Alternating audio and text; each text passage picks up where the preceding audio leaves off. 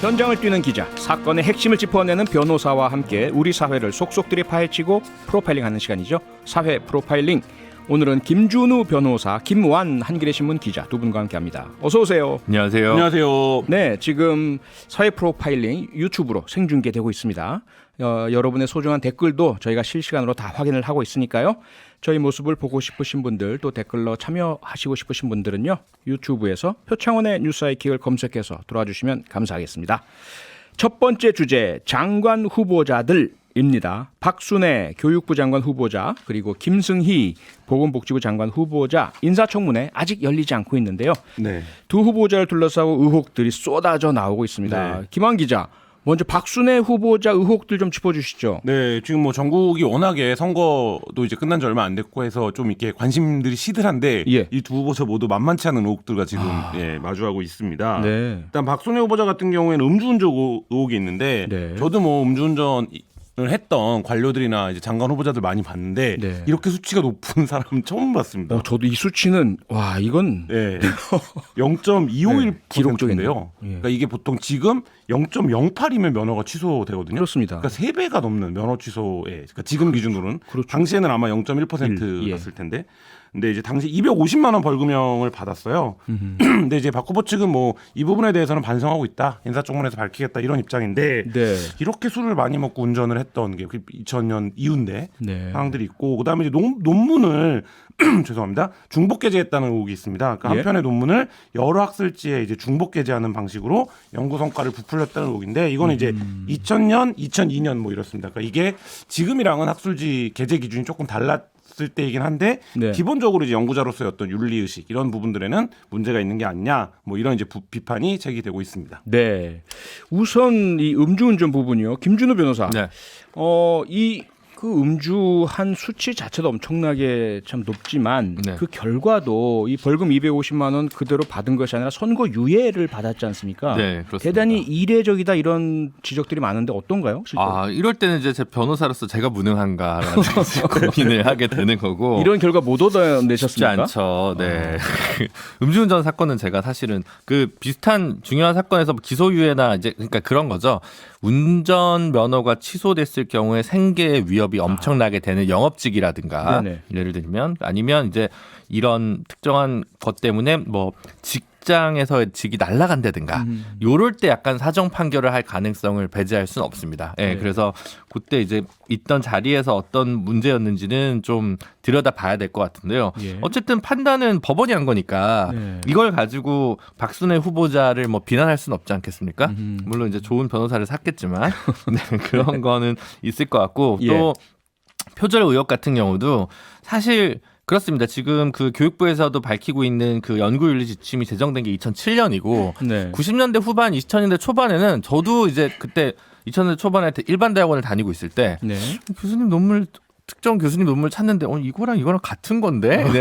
근데 이거는 대외 학술지고 네. 이거는 이제 그 소위 등재지라고 하지 않는 학교 이름으로 되어 있는 매체라든가 예. 뭐 그런 데서 이제 할 수 없이 그냥 전어를 돌려야 되니까 실질적으로 중복한다든가 이런 것들이 좀 비일비재했던 건 사실입니다. 네. 그 당시 한국 학문의 어떤 후진성 이런 것들이 있었기 때문에, 그래서 논문 중복 게재나 표절, 그다음 뭐 음주운전, 사실은 문재인 정부에서도 7대 인사 원칙 기준에서 다 제시했던 기준 아니겠습니까? 근데 네. 그때도 음주운전이 10년인가? 네. 그러니까 그 전엔 이제 일단은 넘어간다 이렇게 좀 얘기를 했었단 말이죠. 예. 그러니까 뭐 그렇게 보면 가능한 거 아니냐?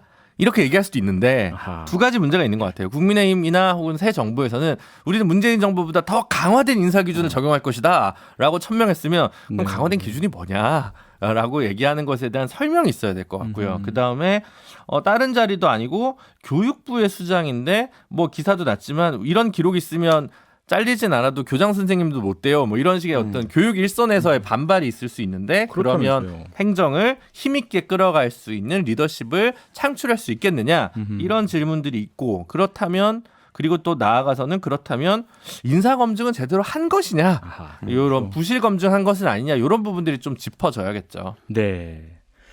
예, 청문회 한번 봐야 될 것 같고요. 이번엔 김승희 보건복지부 장관 후보자 네. 어떤 의혹들이 있습니까, 김한 기자? 김진애 장관 후보자 같은 경우는 더 가지수가 많은데요. 네. 일단 관사 재테크 의혹이 있습니다. 이게 세종시 특공 이른바 이제 특별 분양을 할 때 네. 다들 이제 지금 걸리는 고위 관료들이 있는데 예. 식약처 근무 시절에 관사에 거주하면서 세종시에 투기 목적으로 아파트를 분양받은 게 아니냐. 뭐 이런 이제 의혹이 지금 제기되고 있고요. 예. 뭐 김승희 후보자는 뭐 계약 기간 등이 맞지 않아서 거주하지는 못했던 것뿐이다. 뭐 이렇게 해명하고 있는데 네. 이게 이제 언론에서 관사 재테크라는 이제 개념이 정립이 되면서 기자들이 보면 알거든요. 그러니까 예를 들면 이게 뭔지 성격, 뭐 분양받은 시점이나 그래서 이제 그 의혹이 강하게 제기되고 있고 예. 또 이제 편법 증여 의혹도 있습니다. 뭐냐면 후보자 모친이 이제 후보자의 장녀에게 아파트를 판 뒤에 전세로 계속 거주한 거. 그러니까 이게 뭔가 어떤 이제 세금 관계를 회피하기 위해서나 혹은 아니면 재산 관계 관련된 부분에서 뭔가 모종을 도모하기 위해서 이렇게 했던 게 아니냐. 네. 뭐 이런 이제 의혹이 나오고 있는데 이 부분에 대해서도 뭐 법적 절차적 하자는 없다 이렇게 해명을 하고 있고요. 네. 저는 이제 이 부분이 사실 핵심이라고 보는데 보건복지부 장관이기 때문에 그 이해충돌 논란이 있습니다. 아하. 뭐냐면 그 고문으로 재직했던 바이오 제약 헬스케어 전문 법무법인이 네. 건강보험공단에 이어 이제 그 심평원을 상대로도 지금 소송을 진행 중에 있는데 본인이 이제 그 회사에 고문을 지냈던 거거든요. 아. 그러니까 이제 이 부분과 관련해서 이걸 또 어떻게 볼 거냐. 그러니까 네. 이걸 인정해주기 시작하면 사실 특정 분야에서 뭐 그 기업이나 사적 이익에 복무하던 사람들이 다시 공적인 영역으로 와서 네. 그거 이제 진행되는데 알게 모르게 영향을 끼칠 수 있는데 이 직무상 관련해서 이 부분이 있고요. 또 오늘 또 이제 오마이뉴스가 보도한 내용 중에는 예. 국회의원이던 시절에 배우자 소유 차량을 정치 이제 자금으로 그 올 수리를 했다라는 거예요. 아이고. 그러니까 이 부분은 일부 인정을 했습니다. 뭐 관용 차량을 도색한 거는 사실인데 네. 뭐 그거 배우자 차량 같은 경우에는 별개로 처리했다 이렇게 했는데 이 부분은 청문회에서 좀 다퉈져야 될 것으로 보입니다. 네, 무척 종류도 다양하고 네. 좀 심각하기도 하고 그런데 지금 김준일 변호사 이거 특히나 지금 김한 기자는 이해충돌 부분이 우려된다. 그리고 정치자금법 위반 논란 이 부분도 좀 문제 아닙니까? 어떻게 보세요? 일단 정치권에서 뭔가 얘기했을 때 제일 안 좋은 게 이제 내로남불하면 안 된다라는 네. 거니까 네. 정치자금법 얘기부터 하는 게 맞는 것 같아요. 음. 지난 정부에서 임기가 끝나가는 국회의원이 자신에게 남아있는 정치 후원금을 기부를 했던 이력 때문에 네. 김기식 전 의원이 금감위원장 맞아요. 자리에 있다가 바로 그냥 날아가고 맞아요, 말았잖아요. 맞아요. 그랬죠. 근데 그거는 그냥 기부라도 한 건데 이거는 그냥 배우자 차량을 정치자금으로 수리한 거 아니겠습니까? 음흠. 그러면 국민의힘 입장에서 보면 이건 바로 그냥 날려야 된다라고 얘기를 하지 않을까 싶어서 네. 일단 아까 얘기했지만 인사검증 기준이 뭐냐 문재인 정부보다 더 엄혹하게 했던 거라고 얘기를 하는데 네. 그럼 여기에 대해서 대통령실에서 뭔가 설명을 해야 된다라는 부분이 좀 있고요. 어쨌든 이 자체로도 굉장히 문제적인 사항이기 때문에 예. 뭐 이제 뭐 검찰이나 경찰에서 수사가 필요하면 필요해야 되지 않을까 뭐 하냐 이런 생각이 좀 많이 들고요. 만약에 그 정치자금으로 남편 차량을 수리한 거면 정치자금법 위반입니다. 그러니까 이 부분은 그뭐 유법행위죠. 네, 유법행위입니다. 네. 시효가 어떻게 되는지를 좀 확인을 해봐야 될 텐데 남아 있을 것 같긴 합니다만 어쨌든 네. 그런 부분이 있을 것 같고요. 이해충돌 문제는 조금 뭐 이거는 봐야 될 것 같습니다. 도덕성 논란이 있는데 법적으로 이제 딱 마주치는 건지는 네. 조금 의문이긴 한데 어쨌든 아무 역할도 안 했다라고 하기에는 이 중견에서 이제 굉장히 성장하고 있는 이름 있는 법무법인이거든요. 예. 그래서 거기서 이제 고문으로 전직 의원을 특히 이제 이 바이오 헬스 분야는 지금 굉장히 성장하고 있어서 네. 서로 전관을 좀 영입하려고 하는 분야이기 때문에 아하. 관여가 전혀 없었다라고 얘기를 하기에는 조금 적어도 수임하는 과정에서라도 이러한 분들이 우리 법인에 있어요라는 마케팅 홍보 효과로라도 충분히 있기 때문에 네. 그런 부분들도 아직 청문회에서 좀 따져볼 문제가 아닌가 싶습니다. 네. 지켜보도록 하죠. 근데 뭐 인사청문회가 제대로 열릴지도 좀 의문이긴 하네요. 두 번째 이슈로 넘어가 보겠습니다. 먼저 준비된 MBC 뉴스 듣고 오겠습니다. 화물연대가 오늘부터 파업에 들어갔습니다. 부산항 등 주요 항만과 여수, 울산 등 대규모 산업단지에서 일제히 조합원들의 운송 거부가 시작됐습니다. 이번 총파업의 쟁점은 안전운임제입니다. 최근 경유값이 치솟으면서 화물차 운전자들은 생계에 위협을 받는 상황에 처했다는 게 화물연대의 주장입니다. 네, 안전운임제가 쟁점이다라는 뉴스 네. 말미 보도가 있는데 김한 기자, 이 네. 화물연대 총파업의 핵심 쟁점 좀 짚어주시죠. 그러니까 이게 안전운임제가 2020년에 그 합의가 됐는데 예. 3년 1몰제로 설정이 됐어요. 3년이면 종료가 됩니다. 네. 근데 안전운임제가 뭐냐면 여러 가지 이름으로 불렸었는데 이 화물차주와 운수사업자의 관계가 기본적으로 이제 동등하지가 않기 때문에 이 사업주가 계속 단가를 낮추는 거예요. 그러니까 예를 들면 최소한 30만 원을 줘야 되는데 이거를 25만 원에 할 사람을 구하고 20만 원에 할 사람을 구하고 뭐 이런 식으로 이제 계속적으로 가격을 후려치는데 네. 그거에 이제 화물 노동 운송을 하는 분들이 대응하기가 굉장히 어려운 거죠. 그러니까 그렇다 보니까 최소한의 어떤 기준, 최저 기준을 만들었고 이거를 이제 안전운임제라고 불렀는데 네. 이제 이게 현재 수출입 컨테이너랑 시멘트 차량에만 적용이 됩니다. 그러니까 일반 화물이 아니라 예. 이거를 전 분야로 확대해야 된다라는 게 기존에 이제 화물연대 계속 주장이었는데 네. 지금 이제 현재 맞이하고 있는 상황은 그나마 시행하고 있는 안전운임제조차도 이제 3년 1몰제로 곧 종료를 앞두고 있어서 아하. 이 부분을 전체적으로 확대해라 이 요구를 하고 있는 거고 네. 또 한 가지 그 요구의 근거는 기름값입니다. 지금 경유값이 너무 올랐기 때문에 그렇죠. 화물차 운전기사들 중에 차라리 차를 안 쓰는 게 이익이다라는 얘기까지 나오고 있거든요. 네. 그러니까 그렇다라고 하면 뭐 윤석열 대통령도 물가가 제일 큰 문제다 이런 얘기했는데 그랬죠. 그 물가의 핵심이 지금 유가 아니겠습니까? 네. 그럼 이 유가 부분은 어쨌든 화물 노동자들에게 고통을 전가하는 방식이 아니라 사회적으로 어떻게 해결을 좀 해줘야 되는 게 아니냐 예. 뭐 이런 이제 생각도 듭니다. 그러니까 이제, 네. 이제 안전 운임제를 한번 실시해 보자. 네. 그리고 그 다음에 1년이 앞둔 상황에서 그 교통연구원인가 그쪽에 이제 연구 용역을 받아서 예. 그 연구 용역 결과를 보고 국토부 장관이 고민을 해서 국회에 다시 의견을 주기로 원래 합의가 돼 있었던 건데 네.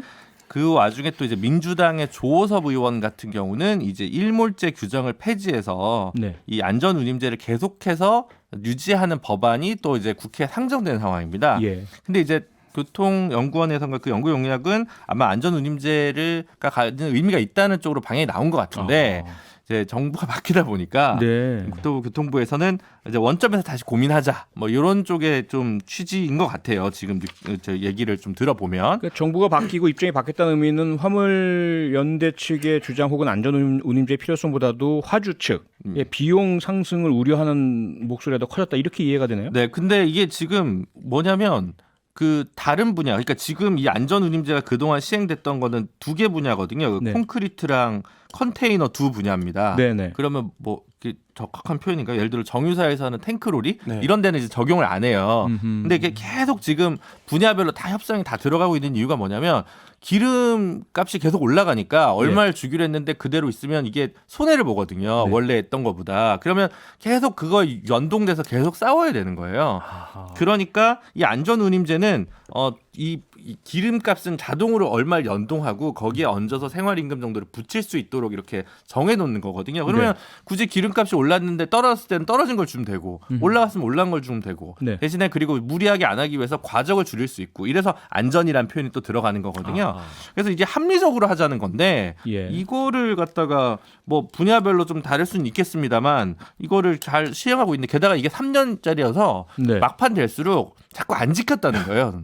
좀 있으면 없어질 테니까. 예.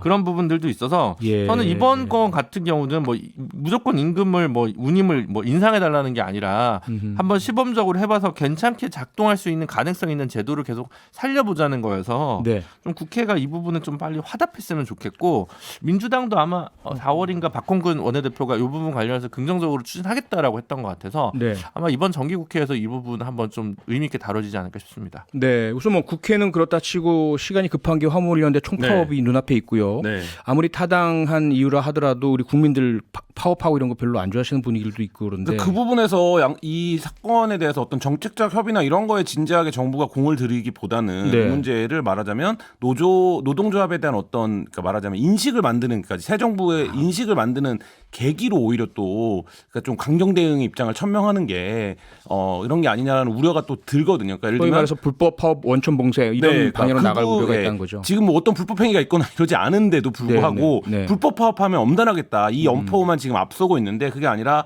김준호 변호사님 얘기한 대로 이게 국토교통부 장관이 애초에 그 3년 안에 그러니까 그 네. 부분에 대해서 어떤 방향으로 갈지를 정책적으로 결정하겠다고 했던 사안이기 때문에 예. 정부가 바뀌었다고 하더라도 그 정책적인 어떤 연계 뭐 이런 것들의 바탕 위에서 정부가 대화 타협으로 이 문제를 풀어갔으면 좋겠습니다. 잘 풀어나가기를 바랍니다. 네, 마지막 이슈로 넘어가죠. 지금부터 소리를 잠깐 들려드릴 텐데요. 한번 집중해서 들어보시기 바랍니다.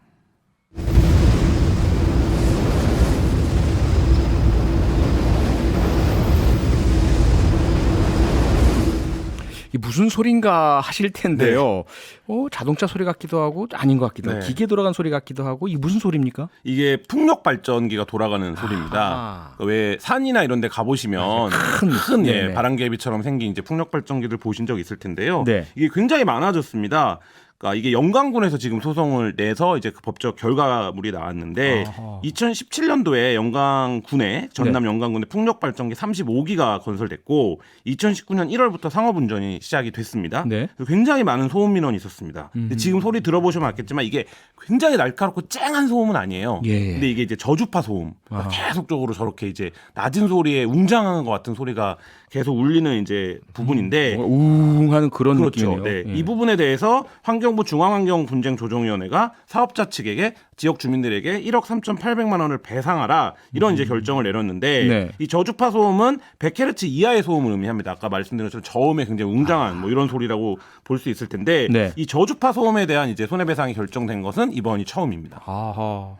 그러면요, 김준우 변호사 이 네. 법적인 함의를 여쭤볼 수밖에 없을 것 같은데 처음으로 저주파 소음에 대한 피해 배상이 이루어졌다. 그러게요. 이게 지금 사실은 그 태양광도 그렇고 예. 풍력도 그렇고 그 소송이 엄청 많거든요. 네네. 근데 대부분 그 전 단계. 그러니까 주민들의 동의를 받았냐 못 받았냐, 주민들의 동의를 이제 위조했느냐 말았느냐 뭐 이런 것들 뭐 저도 뭐 자문한 케이스가 되게 많고 이런데 네.